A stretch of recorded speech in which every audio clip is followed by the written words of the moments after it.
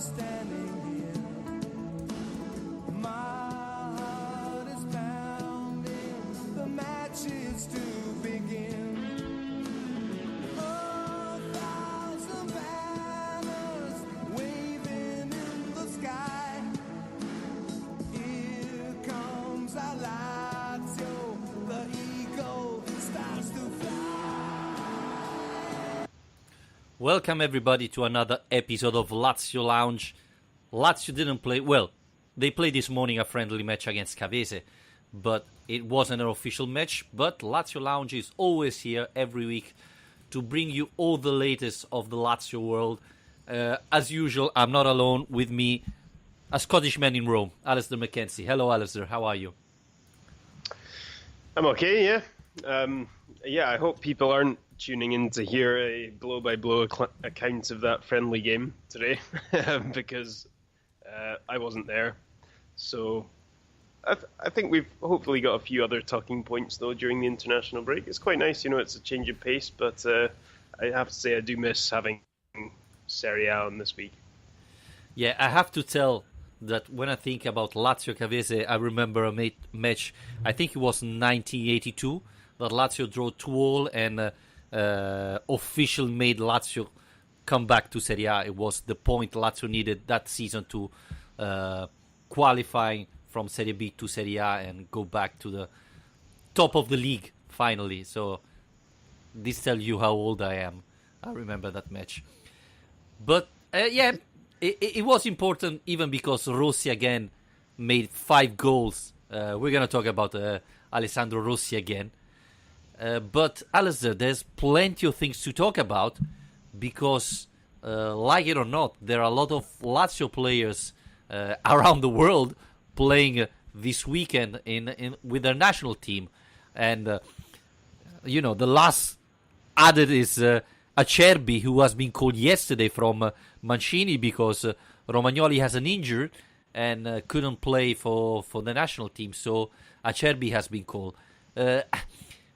We tweeted this yesterday, and we had a reaction. Not all our fans were happy about that. What's your take on that? Well, I think the main reason people are probably unhappy about it is that because Acerbi is this machine of a man who plays absolutely every single minute of every single game, we quite like the opportunity for him to rest when it comes around, I suppose. But, I think it's always good to have as many players as possible from your squad represented in the national team, and shows that they are being appreciated on the international stage. And I think Acerbi, for me, is without doubt, if you're picking the Italy team on merit, is one of the best players in the country, one of the best centre-backs in the country at the moment. So, yeah, he deserves to be there, in my mind. And, I'm more than happy to see him because, to be honest, I think it suits everyone because Acerbi gets the recognition for being one of the best Italian defenders in the league this year, but at the same time, I don't expect him to be, getting exhausted from playing a lot of minutes for Italy. And he's not starting tonight against Portugal, so... Yeah, I don't think we need to worry about him suddenly getting too tired because this guy is an absolute machine. Like I say, I think he's played about almost 3 years worth of football without stopping. So, yeah, he's fine. We don't need to worry about it. By the way, he's nearly close to the record of Javier Zanetti. I don't remember how many matches he played in a row. But talking about myself, it's, as you were saying, it's cool to see Acerbi going back to the national team. My biggest concern is if he get injured like all the other players. As you were saying, he's very important for us. And so, have it fit for a tough match, a very important match against AC Milan is the key. The thing is, Romagnoli will be out. They talk about 4 weeks. Milan made a statement saying that in 10 days they're going to have another analysis to see the situation. But so he's going to miss Lazio Milan, which obviously is very important for us to don't see Romagnoli playing against us. And Alistair, Milan is really in a tough situation because they have a lot of injured players. There is Biglia missing, Romagnoli, and so on. So especially in defense, Gattuso has a pretty much tough decision to make to decide who plays or who not, seeing all the injury. Yeah, I mean, absolutely. I think Gattuso, he's had injury problems for quite a while already now, but before it seems like we're likely to benefit from this more than almost any other team. I mean, it seems like the injury crisis has got worse for the Lazio game than it has been all season. And you mentioned Biglia. It's funny that it happens to be all these players with Lazio links, because you got Romagnoli, who's obviously a Lazio fan, and then Biglia, who's a former Lazio captain. But I think Higuain being suspended is a huge bonus as well from a Lazio perspective. You've got Bonaventura, who's one of their best midfielders by far, who's also out injured. So yeah, I mean, I still think there's enough depth in that team that it's not going to suddenly mean that Lazio are playing against a kind of lower middle table team, but by any means. But look, sometimes you need the rub of the green, and you need luck to come your way. And I think if Lazio are going to break this run of bad results in big games, this is a great opportunity to do that, because it's not only against a team that we beat 4-1 at home last season, but also against a team that we're more likely to beat than the rest anyway, because they're not, in my mind, of as high a quality as the others, but also now they've got this injury problem. So yeah, it's a good start, but it's not enough to win the game by itself, No, and it can be even dangerous, because you can think, this is something especially fans can think, well, Higuain is not there, Romagnoli is injured, Bonaventura won't be there, so, they expect Lazio to win easily, which it's something that is not automatic. Maybe players that haven't played that much this season come in and want to prove Gattuso wrong and have a astonishing performance. And at the same time, Lazio player could be a little bit relaxed, convinced that without key players on the other team playing, then it's going to be an easy match, which is not. Because one thing you have to say with Gattuso, he's always able to prepare the team, to mentally have them focused for the match. So it's going to be a tough match for Lazio anyway. Obviously, without Higuain, I think that's the biggest advantage Lazio having, especially because Lazio is the favorite team for Higuain. I think he scored every time he played against us. So not seeing him there, it's very positive for Lazio. But again, it's very difficult match because it's after an international break, and so Inzaghi will have key players arriving very late, probably after Wednesday, and so it's not very easy to prepare a match so important like that with a couple of days to prepare the team, especially because that some of the players will arrive tired, so they will need a day to recover, and then they'll have another day to prepare the match. So it's not good. It's never easy. Having a tough match after the break, it's even tougher, I think. Well, perhaps, but I mean, if you look at the players, Lazio have 10 players, 11 now, I suppose, with Acerbi being added on international duty. So you still have the core of the squad is there training this week. It's not like we've lost everybody and it's wasted time between now and when everyone comes back. So obviously you do have some key pieces missing. We've got Immobile off with Italy and Acerbi, like you mentioned, and Strakosha's not there, and Berisha's off with Kosovo. But you do still have a lot of players: Luis Alberto, Lucas Leiva, Joaquin Correa. You've got Felipe Caicedo, even Milinkovic-Savic, because he's picked up an hamstring injury this week as well. So there's a lot that can be done in preparation for this game without the international players there. But yeah, I mean, it's a problem as well that it's not an excuse by any means. It's worth mentioning that, because Milan have the same problem. That's a squad that has a lot of international players involved in it as well. So it's not going to be an excuse by any means. But the other thing they have to their advantage that you have to remember is that when it comes to Milan Lazio fixtures, Cutrone, who's going to start instead of Higuain, he's allowed to score with his arms, so he can do whatever he wants. Yeah, that's true. That's something we have to consider. Yeah, obviously, even Gattuso have the same problem. They have a lot of players around the world. I don't know if Lazio have more than AC Milan at the moment. And as you were pointing out, there is the Milinkovic-Savic situation that has to be monitored. He arrived back to Rome. At the beginning, as usual, there was rumors that he could be out for a couple of weeks. But it looks like he should be fine. Maybe a couple of days of rest. He should be able to start training with the rest of the team next week. Inzaghi said that the team will have, after the friendly match of today, 2 days off. So no training on Sunday and Monday. They're going to get back on Tuesday. So we're going to see if Milinkovic-Savic will be back there on Tuesday on the pitch training with the rest of the team. That will be really important. Yeah, and it's probably not the end of the world that if it's a minor injury, it probably suits us quite well.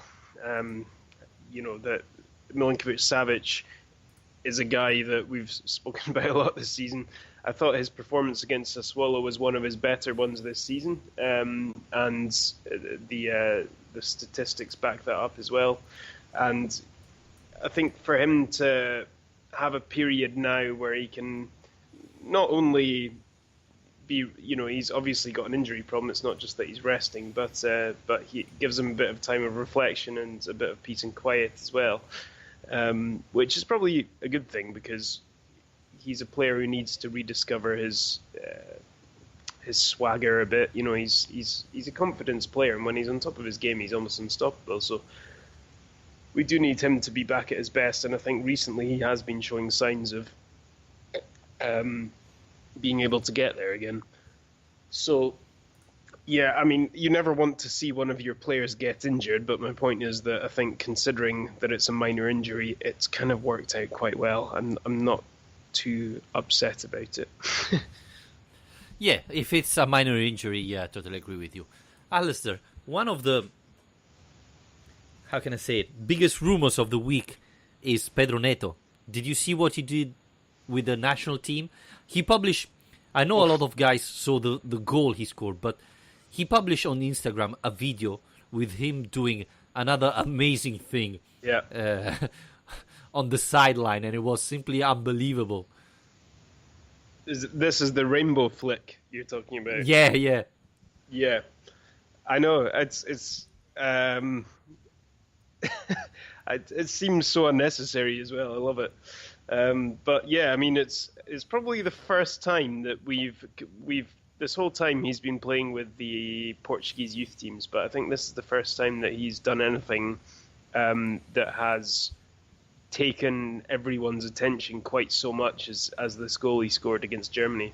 Not only because it was such a quality goal, but also because it was against Germany. So, and it was really good. I mean, it doesn't really matter what kind of standard you're playing at. It's talent is talent and technique is technique, and the way he performed, obviously you mentioned the skill there, which to be honest is a bit ridiculous. You don't, in my opinion, you don't really want to see your players doing that. If you're talking about a Serie A match, I'd be a bit annoyed if I saw him doing that. But the goal itself was phenomenal and very much an individual piece of skill. So it's very promising. These are the kind of things we want to see from him. I mean, everyone talks a lot about Pedro Neto and Bruno Giordano because of how much money they cost and their reputations back in Portugal. Obviously, we haven't seen any of it back here in Rome. So, yeah, the more of this we get, the better during these international breaks, and the more pressure I suppose it will put on Inzaghi to give them a chance at some point. Yes, I think in the other international break he made an assist with his national team, and maybe the time before he scored. So every time he goes away, he looked the player. Everybody talked about it. Again, I don't understand not seeing him play a minute. I'm not saying starting from the beginning, but play a couple of minutes. I don't understand. And if you watch I don't know if you guys have the the Lazio Instagram account. Every training, there's at least one goal of Pedro Neto. Yeah. So it cannot be that Inzaghi doesn't see the talent. But to be fair, every training there's also at least one goal from Dusan Basta. No, that's not true. That's not true. But anyway, I'm convinced that he's really a talented player, and there's something else why Inzaghi doesn't put him in, doesn't giving him a chance. Because you said that the thing on the sideline was completely unnecessary, but come on, you saw Nani with Manchester United do it, Cristiano Ronaldo, key players, top players do this. It's in their blood. Milinkovic Savic does all those type of skills, so you cannot take them away from quality players, from talented players like that. So really, and even in the summer, this summer with Lazio, he played a couple of friendly matches and was really promising. Obviously, we were talking about our own top 11, but I think if you're able to do those things there, you're able to replicate it somewhere else. And this brings me to another point. Alessandro Rossi today scored 5 goals. Okay, it's Cavese. Cavese is not anymore in Serie B, etc. But every friendly match Lazio does, and Alessandro Rossi plays, he scored at least twice. This guy, I mean, I really want to see him playing because I really think he's something special. Yeah, I mean, if Serie A was a friendly league, then he'd be the top scorer. Yeah, no, well, I mean, I agree with you. We've talked about Rossi before quite a lot, and I think he's worth at least throwing in the mix.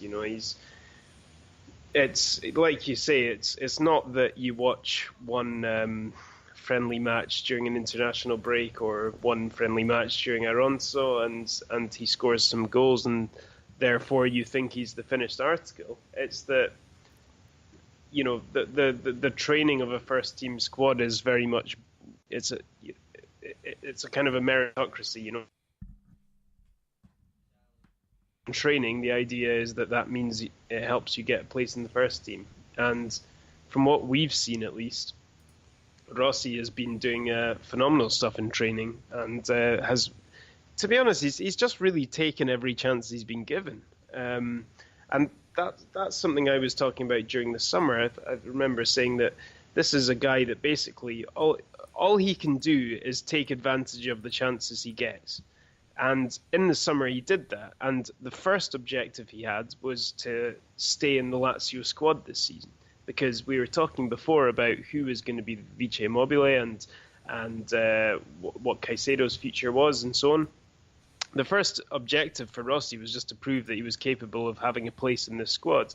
And that he managed to do that over the summer. And so now it's got to a point where I'm quite surprised that we still haven't seen any of him. And I think that Caicedo's improvement is a big reason for that.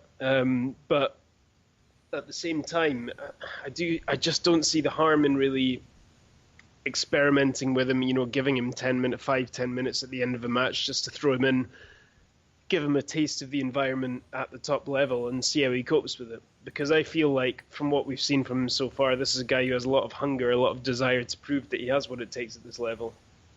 And clearly also has an eye for goal. So I do think that the main opportunity he's going to get is in the remaining 2 Europa League games we've got, because obviously we're already through. We want to win the group, but there's a bit less pressure on that. And Inzaghi, I think, takes the Serie A matches very, very seriously, as he should. But so I don't see him giving Rossi an opportunity unless we were 4-0 up at half-time in a Serie A match. So yeah, I just really hope we get any opportunity to see him, because I feel like he's done enough to deserve it. Yeah, look, the Thursday after Lazio Milan, there is Apollon Lazio. I expect to see Rossi playing there. Maybe not starting. No, not starting, no. Maybe not, but come on. coming in maybe in the second half against Apollon, that would make a lot of sense, even because afterwards you have Chievo Lazio, that is on Sunday. So Lazio will really have 2 days, and coming back from Cyprus is not easy. Yeah, but to be fair, we could play me up front against Chievo and we'd still win. So yes and no. Chievo it's always complicated with them. It's true that it's away. Usually Lazio wins away at Verona against Chievo and loses at home against Chievo. But, if I wouldn't be surprised if Immobile and a couple of other starters wouldn't make the trip to Apollon, Nicosia. I wouldn't be surprised, and I thought it would be a wise move. You give option to them. And as you were saying, he always got the chance. When he had the chance, he took it. So I really believe that if he's gonna play and have a team that helps him, because the other big thing is, okay, maybe you play against Apollon, but they are all substitution playing, and so the team is playing badly, and you are the striker. You don't get any chance to prove your talent, and then the morning after you say, well, Alessandro Rossi didn't do nothing. Yeah, he wasn't supported by that. So I hope Inzaghi give him really a chance, because I think he's going to take it. Yeah, and I think this is a discussion worth having as well, by the way, is that I don't have an issue with Inzaghi deciding that winning the group isn't that important, and experimenting a bit more than he has in the other Europa League group games.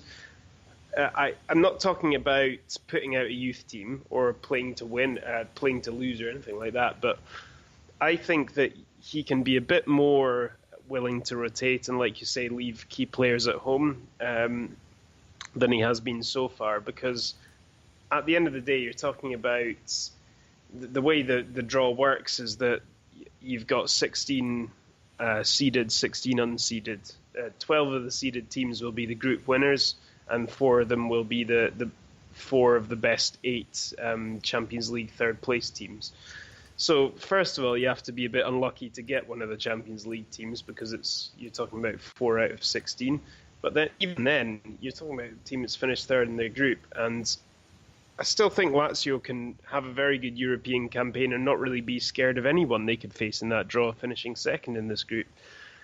So in my mind, basically, I wouldn't have an issue with using these remaining 2 games to test out things that previously haven't been tested, such as Alessandro Rossi, and see how they go, and use those opportunities to give guys that we're going to need on the weekend games in Serie A every opportunity to rest, because between now and Christmas, or now and New Year, I should say, it's worth pointing out again that after next weekend, we'll have played all of the big 6.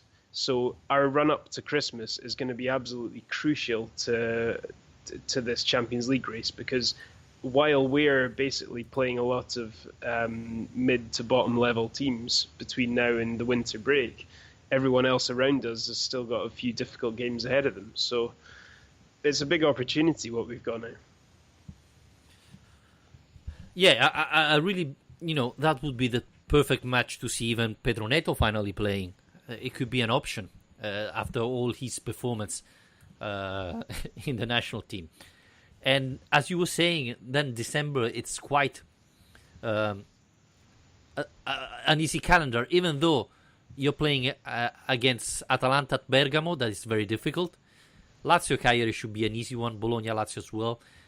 But it's on Boxing Day, so you never know. And then the 29th, there is Lazio Torino. So, I think Lazio Sampdoria and Atalanta Lazio are the toughest match from in December for Lazio. And then, the 20th, there is the break. And then the 20th of January, there's Napoli Lazio. And then the 27th, Lazio Juventus. But luckily in January there's no Europe League. So Lazio is going to play just those 2 matches in January, so I hope they arrive in good shape. But December is going to be really important. So it would be good to test all the other players, because every time Inzaghi gave a chance to someone, like Patrick, for example, he played well. And I really believe those guys have really talent. Pedro Neto, Rossi, they're really promising. So I'm really looking forward to give them a chance to play officially with Lazio this season and show their talent. Rami Algendi just tweeted, Rossi will unfortunately get a loan in January. I'm pretty sure of it. I'm not sure, because if Lazio doesn't get any striker, Inzaghi would love to have an option there if Immobile get injured, or to rest Immobile. And so I think that's why Rossi is still with the team. Yeah, like I said before, I think in the last episode or one before, it doesn't take that unlikely a series of events for Lazio to end up in a situation where they need Rossi, because we've got two strikers at the moment. That's it. So we've got Caicedo, who now is playing as a second striker. Although he gave an interview this week where he still stands by the fact that he's a number 9 and that's his main role. Which, come on, mate, you're not. Let's be honest. And yeah, so we've got him and Immobile, and it's not that crazy a set of circumstances that means that you lose both of them. One of them gets injured, one of them gets suspended. It doesn't take an absolute 1 in a million catastrophe for that to happen. So we do need a third option as a striker, and if we lost both of them, then you're talking about playing someone out of position. So yeah, I agree with you. I don't think Rossi will go out on loan unless Lazio are planning on bringing someone in. Which, again, you have to see who's coming in, because if it's a quality player, then okay. Otherwise, I would prefer to keep Rossi, especially if he's training like that still. So, but as you were saying, Lazio, and we said it, I think, all season long, Lazio doesn't have that many options there, and so you have to keep Rossi. Talking about many options, it looks like Lukaku have found an agreement with Lazio. He's signing a new contract. I don't know if this is more surprising than the announcement when Patrick signed a new contract. Yeah, I know what you mean. I mean, I think we have to wait for this to at least become confirmed, obviously, but yeah, it seems like a bit of a U-turn, from the summer where we were kind of waiting for him to go, really, given how much interest there appeared to be from England. And you imagine that if there was genuinely interest and a big offer from the Premier League, Lazio would have taken it. But that never transpired, and then the injury meant that he was dropped from the squad and so on, and yeah, it seemed like his time with Lazio may have been up. So I don't know. I'm yet to be convinced that he's got what it takes to be a key player in this team, but he's certainly an option. I just think we've got 3 options there now that are all pretty good, and Dermisi. If you look at the 3 options, Dermisi's just come in the door, so he's not going anywhere. Senad Lulic is the club captain and wants to finish his career at Lazio. He's not going anywhere. So it seems a bit odd. 3 options at left wing back seems a bit of an excess, and to then give him a new contract as well, I don't know. It's quite a lot, for I totally options in one position, because it's not like Lukaku can change role either. There's nowhere else in this team he can play. It's just there. I understand what you're saying, and I can agree in principle. But if you want to compete in different competition like Lazio is doing in the last 3 years or so, you need to have multiple options. And Lulic is the captain. He's not going to leave.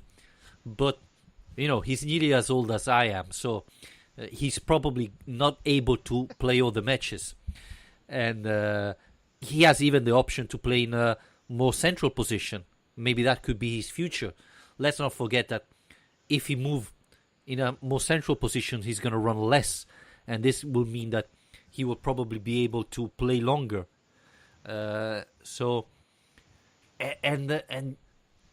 so you need to have multiple options there. Let's not forget that, yeah, there are 3 now, so that's a lot. But if someone get injured, then it's only 2, and you still play on Thursday and Sunday. So you need at least 2 players there. What I would say is that on the other side, there are problems because, pretty much there's only Patrick and Marusic. But I have to tell you this, after the rumors of Lukaku renewing, this means that even Bassa is renewing his contract? Or... Oh, God, no, please. Well, he's doing the same, right? He's out of the... he's pretty much out of the team, like Lukaku did, and then he comes back and then renew his contract. I don't know. Well, this brings me on to another thing that we've been asked about this week, which is Matteo Darmian, because international breaks equals transfer rumours, because, newspapers run out of things to write. So, I'm sorry, I mean, I work in the media, so I shouldn't be criticising this, but it's not a coincidence that so many transfer rumours pop up during international breaks. But, so this week, Matteo Darmian is someone who's been linked with Lazio. We've been asked about this by Arvid, who said Inzaghi's said to have been talking to Darmian's agent. And is he a suitable option for Lazio? So, yeah, what are your thoughts about that in principle? It depends what you mean for suitable. It depends all on the price tag to the player. Of course. I think he's the type of player that Inzaghi would revitalize, change his career and put it back on track. I think he's a good player who had struggled a little bit in the past years. Again, he knows very well Serie A, obviously. He has international experience, so he could be useful to the squad. The problem as well is he coming on loan? Would Lotito pay a big fee, or, you have to see. That's the most important thing, I think. Yeah, I agree. I mean, the first thing I thought of when I saw these links being made was that the last time we brought in an Italian player who excelled at Torino, but his career took a bit of a downward spell as soon as he moved abroad. Those circumstances worked out quite well for us last time. So I think that it could be a really clever move if it's done the right way. Darmian has been at United long enough now for people to almost write him off and forget about what... he's a very talented player, but he's also a very versatile player. And one of the other things that's been talked about during this international break is the fact that Martin Cáceres might not be too happy at Lazio and might want to get out. So he could be a very useful player in terms of being able to play on the right or the left, and in a back 4 or a back 5, as it is, I suppose. I'd be completely behind this move, actually, to be honest, if it was at the right price. I mean, I wouldn't want to pay a Premier League premium for him, but my feeling is that if we're going to be able to get him off United, it would be that United are basically wanting to just trim their squad and get rid of him at all costs. So, in my mind, it could be a kind of Lucas Leiva style transfer that would work out very well for both parties if it was to happen, and I wouldn't be upset at all. No, I think the best option could be probably a loan in January, with the option for Lazio to buy the player at a certain price. But you have to see, Manchester United paid him 12 or 18, I don't remember. So, I can't see Lazio paying that much for a right back. It's true that he can play in different positions. He can play left back, right back, central defender. So he's a very valid option. He has international experience. Let's say that with Mourinho, he's not playing that much, right? I think he played just one match this season. So you can see why Manchester United could be interested in letting go, and with maybe on loan or with a very low fee. So that could be really interesting for Lazio. He's 28, if I'm not wrong, so he's quite young still. I would be all for it, but let's not forget that in January, I never remember a big signing for Lazio. So we're gonna see what happens. People, Well, we're still talking about of getting a Vice Immobile. So yeah, I mean, if the rumors are to be believed, Lotito is more willing to dip into the January transfer market this year than he has been in previous years, and that's with the entire objective of reaching the Champions League. So I think a lot of it might depend on what state we're in, what the situation is when the January market actually opens. Because if we're, like I mentioned before, the run of fixtures up to the winter transfer, up to the winter break is pretty favourable. There's some hard games in there, but it does put Lazio in a good position to actually be able to be in the top four when the winter break comes around. And I think that Lotito's a savvy enough guy to be able to realise that the squad he's got is going to struggle to compete in Europe and in Serie A. To achieve both those goals, I don't think we're that much further ahead necessarily than we were last season. I think the squad depth has improved, but I still think we rely on certain key players like Immobile, and once you take them out of the team, it might become a bit harder. So I think, Alistair, I don't know if you agree, it's Lazio have improved. The problem is the other team have improved much more than Lazio. Take, for example, Inter. I think Inter, compared to last season, it's a completely different team, much better. So the competition is much higher. Napoli, we all thought this summer that Napoli was dropping off. Instead, it's a very good team again. So maybe Roma is less competitive than last year, but has more experience of fighting for those spots. So I think the problem is not that Lazio didn't improve, it's that the other team have improved more. And you know how much Inter, Milan, etc. has spent this summer. I do think Lazio have improved, though. I think this squad is a lot better, a lot stronger than it was last season. But yeah, I think in my mind, to be honest, I might be proved wrong about this, but I still think it's going to be a three-way fight for the fourth place spot between Lazio, Milan, and Roma.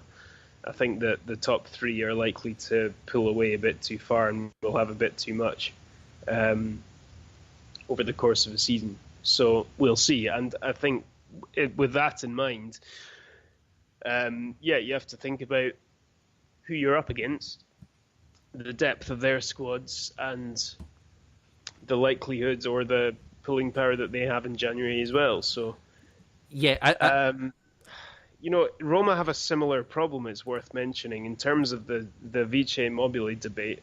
Roma have really hit a bit of a buffer this season where Dzeko has been their number one guy, undisputed, for so long, and suddenly he's not playing well in Serie A anymore, and the only alternative they've got is Patrick Schick, who they've spent a ridiculous amount of money on, or are committed to spending a lot of money on, and he's not managing to do it either. So they're in a similar position, actually, in that regard, but they do have a good squad, and I think between the three teams, there's not an awful lot. So for Lazio to pull out in front of the other three, the things they've got to their advantage, in my mind, are the consistency of the Inzaghi reign. He knows exactly how his team is, how he likes them to play, and they're very comfortable with him, and they're developing and improving all the time.